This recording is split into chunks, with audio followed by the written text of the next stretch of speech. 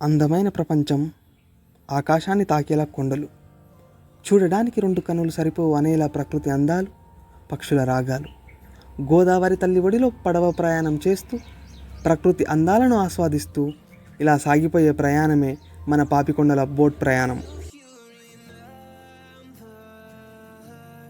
Hi, hello, నమస్తే, vanakkam, Aadab. Welcome to bindaas బ్రతుకులు. ఇంకా షురూ చేద్దాం మరి కథ. అరే భద్రాచలం పోదాంరా అని ఇంట్లో వాళ్ళు అనగానే మా ఇంట్లోకి వచ్చిన ఫస్ట్ దృశ్యం పాపికొండలు అండ్ దాని related news. Polavaram dam complete అయితే ఇంకా మనం ఈ ప్లేస్ చూడలేమని అన్నారు.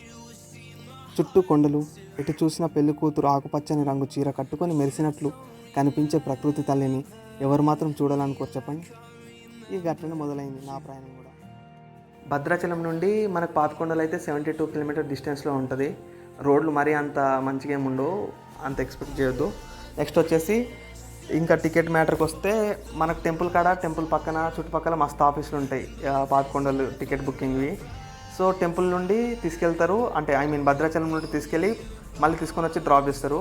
Out ticket అలాగుంటుంది. నెక్స్ట్ ఇంకా మనమే ఓన్ వెహికల్ ఉంటే పాపికొండలు స్టార్టింగ్ పాయింట్ వరకు వెళ్తే అక్కడ నుండి పాపికొండలు చూపించుకొని వచ్చేది వేరేలా ఉంటుంది. సో మేమైతే ఒక తెలిసిన ఫ్రెండ్ ఒకరిని సజెస్ట్ చేస్తే అతనికి కాల్ చేసినాం. ఇక ఓన్ వెహికల్లో వెళ్ళినాం కాబట్టి అతను ఏమన్నాడంటే అడల్ట్కి 975 అండ్ చిన్నపిల్లలకి 775 అన్నాడు. మనది ఎట్లయినా మొత్తం గుత్త బేరంలాగా ఉంటుంది కాబట్టి అవన్నీ కాదన్నా, ఇక 11 మంది పెద్దోళ్ళు, 2 చిన్నపిల్లలు ఉన్నారు, మొత్తం 11,000 ఇస్తామన్నాం. సరే అని ఓకే అన్నాడు. ఇక అట్లా మేమైతే టికెట్ బుకింగ్ చేసుకున్నాం. ఇక 2.5 అవర్స్ తర్వాత అయితే మనం బోటింగ్ పాయింట్కి రీచ్ అయినాం.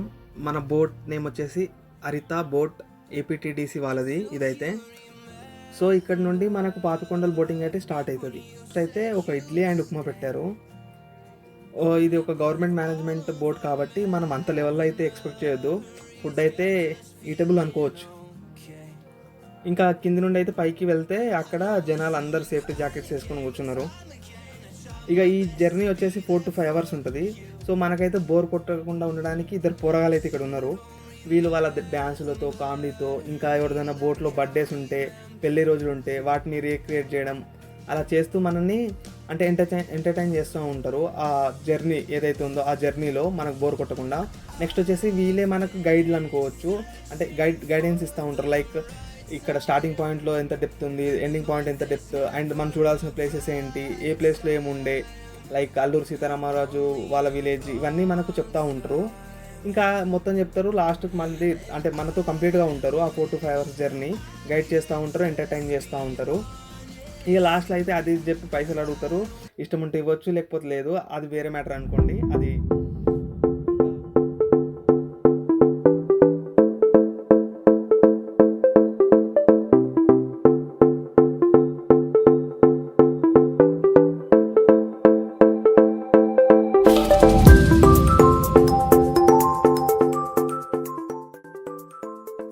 చంద్రపురం మండలం మారుమూల గిరిజన గ్రామం పోచవరం అనే విలేజ్ కా నుంచి ఈ రోజు మన విహారయాత్ర స్టార్ట్ అవుతుంది.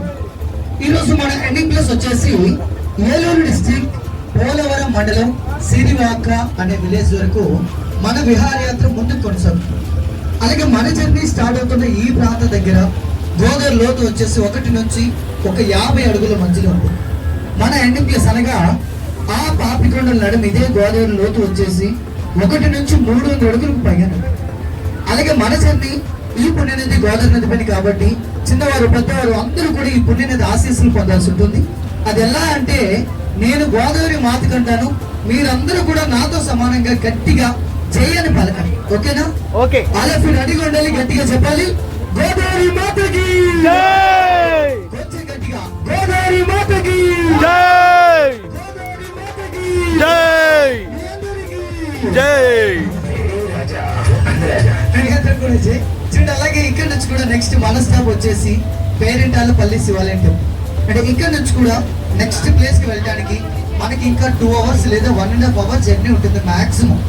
చూడండి, 2 hours పాటు మనం చూడవలసిన ప్లేసెస్ అంటూ ఏ ఒక్కటి స్టార్ట్ అవ్వదు కాబట్టి thank you so much. First గా క్వశ్చన్ అడిగాను, గుర్తుందా? మీకు బాగా ఉంటుంది.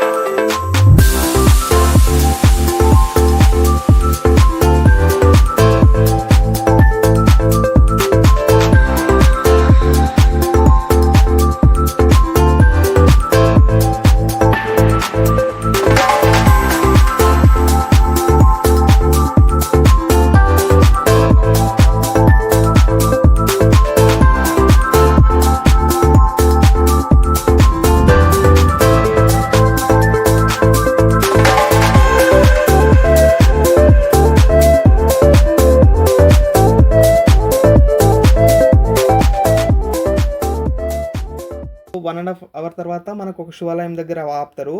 ఆ శివాలయం దగ్గర మనము దర్శించుకొని రావాలి. అయితే ఈ శివాలయంలో ప్రత్యేకత ఏంటంటే అక్కడ ఉన్న గంటని మనం ఒకటేసారి కొట్టాలి. అండ్ సైలెంట్గా వెళ్ళి గంట కొట్టేసి లోపల శివుని దర్శనం చేసుకొని రావాలి. సో అక్కడైతే మంచిగా పీస్ఫుల్గా ఉంటుంది, మొత్తం సైలెంట్ ఉంటుంది. ఆ శివాలయం ముందు మనకు ఒక వాటర్ ఫ్లో ఉంటుంది. అదైతే కొండల నుండి వస్తుంది, మొత్తం పైన కొండల నుండి. ఎక్కడి నుండి వస్తుందో ఐడియా లేదు. కాకపోతే ఎండాకాలంలో కూడా ఫ్రెష్ వాటర్, చల్లని వాటర్ వస్తున్నాయి అసలు. అది అంటే దేవుని మహిమ అనుకోవచ్చు, ఏదన్నా అనుకోవచ్చు మనము. సో అక్కడైతే మనం ఫ్రెష్ వాటర్, చల్లని వాటర్ అయితే ఉన్నాయి మనకు. ఇక ఇక్కడ బోట్ ఆపిన ప్లేస్ నుంచి ఆ శివాలయంకి వెళ్ళే ప్లేస్లో మధ్యలో అయితే డిఫరెంట్ ఆర్టికల్స్ ఉన్నాయి. అంటే అక్కడ అడవి వాళ్ళు తయారు చేసినవి ఐటమ్స్ ఉన్నాయి. అంటే బొమ్మలు కానీ అవి ఇవి ఉన్నాయి. వాటిని అంటే ఒక్కొక్కటి ఒక్కొక్క కాస్ట్లో అమ్ముతున్నారు. అది నచ్చితే కొనుక్కోవచ్చు.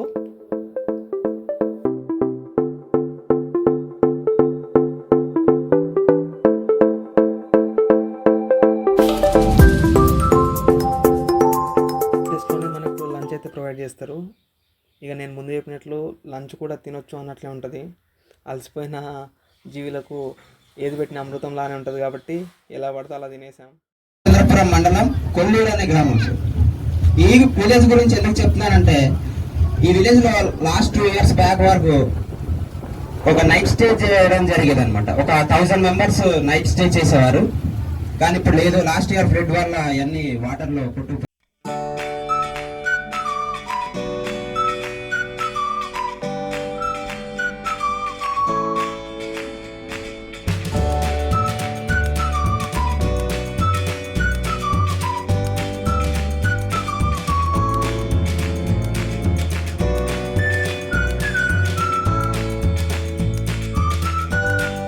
రిటర్న్ జర్నీలో కూడా సేమ్ ఎంటర్టైన్మెంట్ చేస్తారు. రిటర్న్ జర్నీ ఇంకా మనం దూరం చూస్తుంటే ఒక జంట అయితే టైటానిక్ సీన్ రీక్రియేట్ చేయడానికి చూస్తుంది.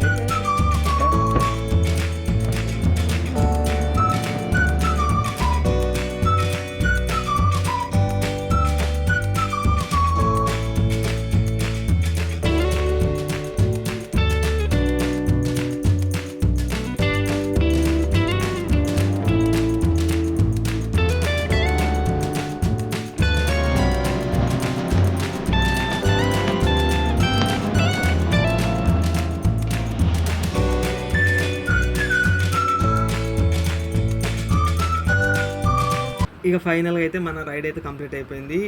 This is all about Papikondalu. Thank you.